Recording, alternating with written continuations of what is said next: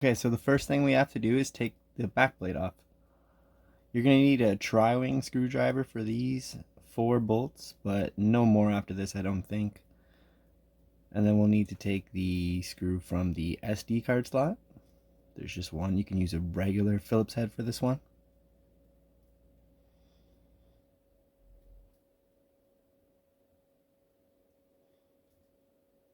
It's a really small screw, so you're best to keep a really clean workplace.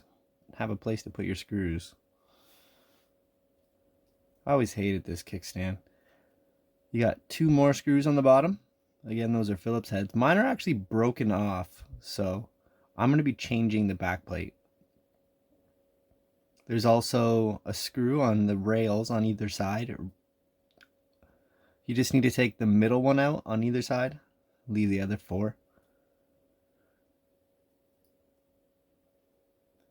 Then your back plate should pop off. I go from the bottom and try your best not to break anything like I did the first time. Next, we'll take out the micro SD card slot. There's just one screw on the left here.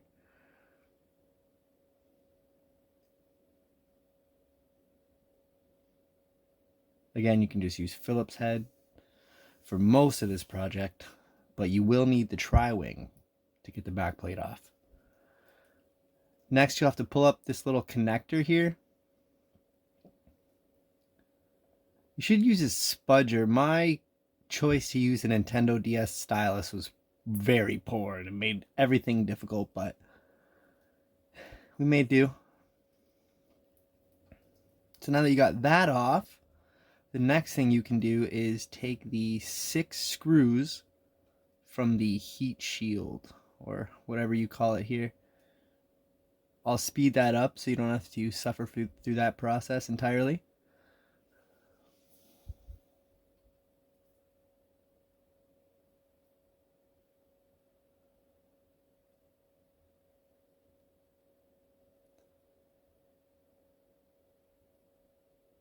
Just one more screw in the middle here and it should come off. Unless I forgot one, of course. No, there you go. The first thing you're going to want to do in this project once you get that plate off is disconnect the battery. This is very important as you don't want any electricity flowing through the board as you're working on stuff. Again, I'm there with the Nintendo DS stylus, struggling.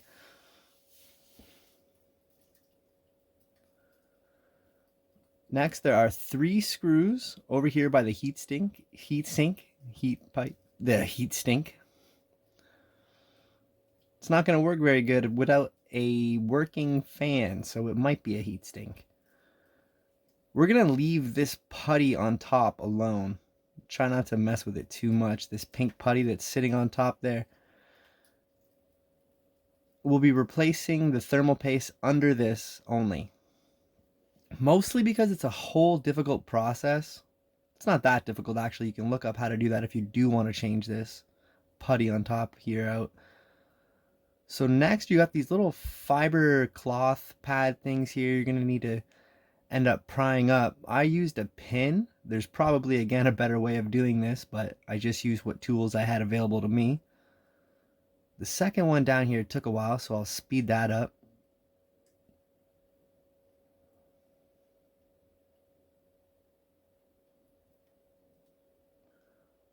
Once you have that up, you can just pull it away. A little piece of cloth here is stuck. But we got it off nonetheless.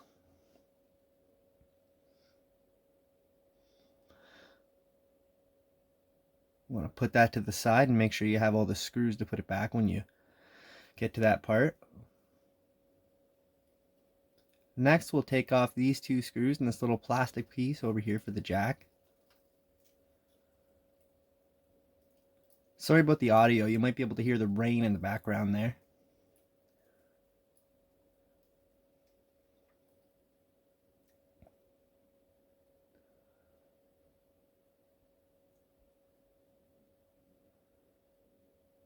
Next, we will be removing the game card slot. I left a game in there. We'll need that for later. Everything's a little more awkward when you're trying to film.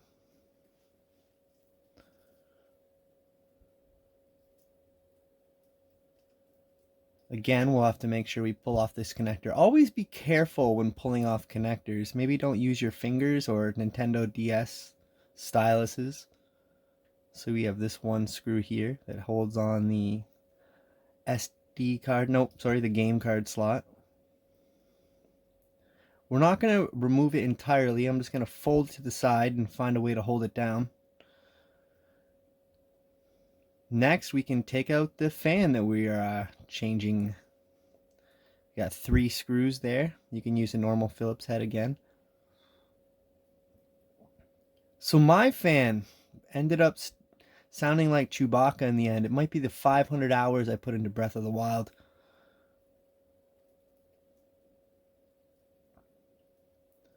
Once you get those 3 screws out, you'll have to lift this plastic piece up here to disconnect that connector.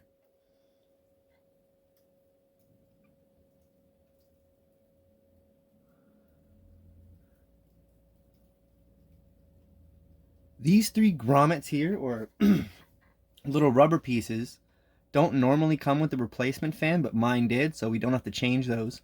If you do, just pull them out from your broken fan, pinch them, and you'll get them in there pretty easy into your new fan. So we just reconnect the ribbon cable there, slide everything in place, make sure it's in all the way, but be very careful. Again, I got the DS stylus. Once you feel you have it in all the way, put the plastic piece back down, the little plastic tab. You hear a little tiny click and you'll be done. Then get the screws back in here.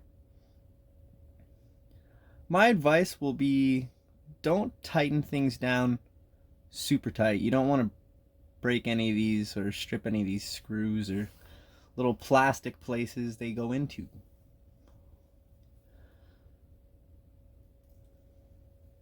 Next, we'll just put that screw back in the game card slot board here. And if you remember the process, you can just skip the rest of this video and go in reverse. But we will be taking the extra step of changing the back of the DS's, of the Nintendo Switch as well.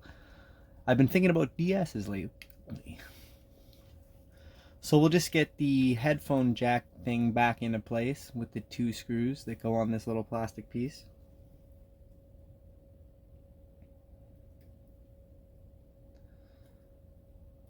Again, things can be a lot trickier when trying to film. Did our best here. Blocked the entire Switch with my hairy forearm.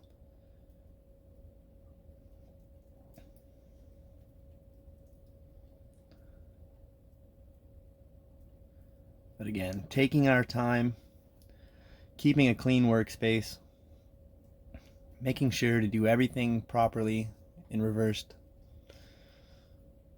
So we'll just push that connector back down. You'll hear a small click, but be very careful.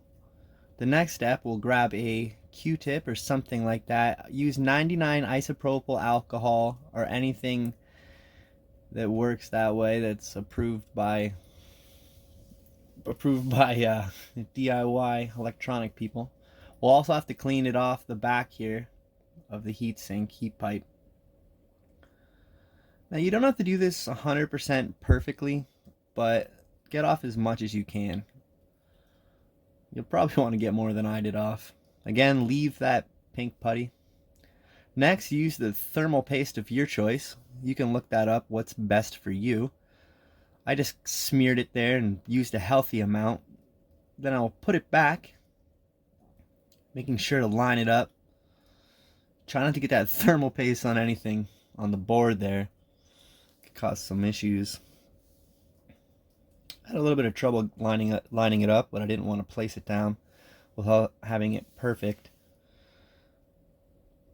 But again, we managed. This is a DIY channel, and we're learning on the go here. Now that I have it down, kind of lightly place it and get the 3 screws back into place.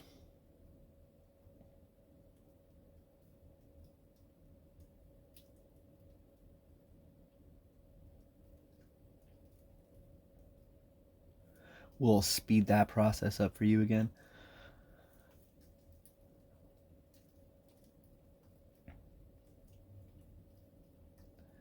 And lastly, but not least, we will reconnect the power cable.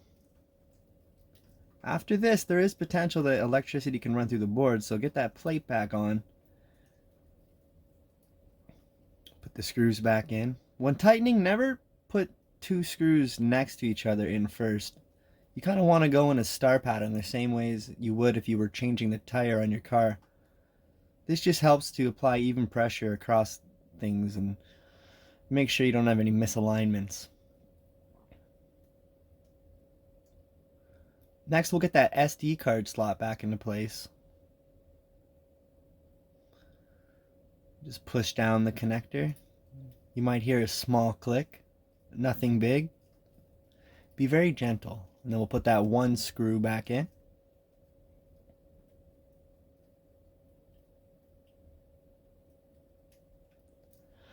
We'll use the Nintendo DS technique again for potentially the final time. Now this is the extra step you can skip if you aren't changing your backplate like I did, but mine's seen some wear and we'll need to do this extra step. So the first thing we're going to do is take the kickstand components off of the original backplate. We got one screw that's over that spring device, and we have two more that mount it to the backplate. We'll just put that aside, keeping all original pieces.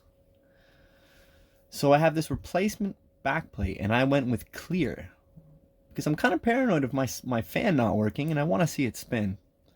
So we'll just put the mount back, line it up with the screw holes. The first thing I did was mount the kickstand here. It was a little tricky. Again, you can probably hear that rain in the background, but this is a rainy day project, if I do say so myself. So we'll just get that third screw in there that holds down the spring device. It's not much of a spring device. I never really liked the kickstand on the Switch, but nevertheless, the next thing we'll need to do is take this rubber piece off that keeps the games down, keeps the games shielded. And we'll just quickly and easily switch that over to the replacement backplate. Just has this one screw here with this little plastic piece that holds it down. And after that, we're good to go. So I'm just going to put my backplate on here. And we'll go in reverse order with those screws. We take the two screws on the bottom next to the charging port there.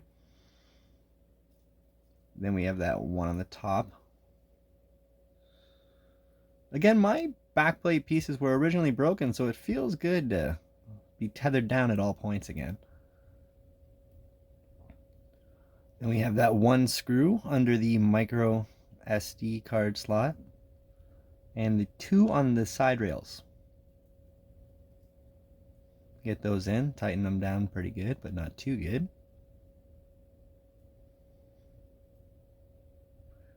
And last but not least, the four screws on the back. I have three of them in here, and I'll put the last one in for my satisfaction. And you're done.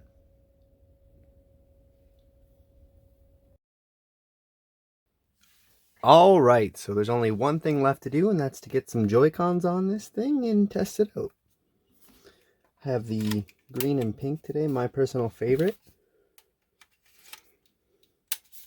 Now you're going to need a game like Breath of the Wild or something intensive to get the fan running. So we're going to go on a little ride here.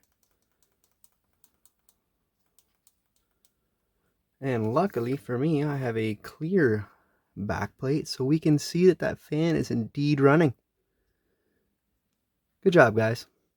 You can see that little air pressure coming out of there. And all is good. All in all, I'm really happy with how it came out.